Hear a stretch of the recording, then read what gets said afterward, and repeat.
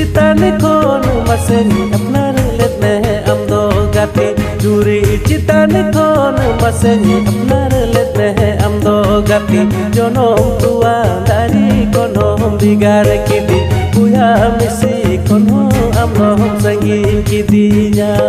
ओ जुरी सो श्री का तुम्हें स्टेफन दादा और कल्पना मरंडी सो लिरिक्स का तुम्हें फ्रांसी हेम्ब्रम सेड बॉय तो कोई बड़ी श्री कनिया जगम ता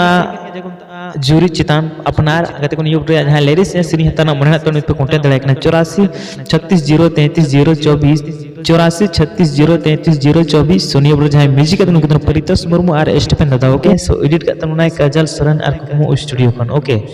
मालदा खन गते कोन एक वीडियो चलो तो मस्त लाइक पे डिसलाइक पे हजी बोला वीडियो का सब्सक्राइब पे बहुत आसान समय यार ओके।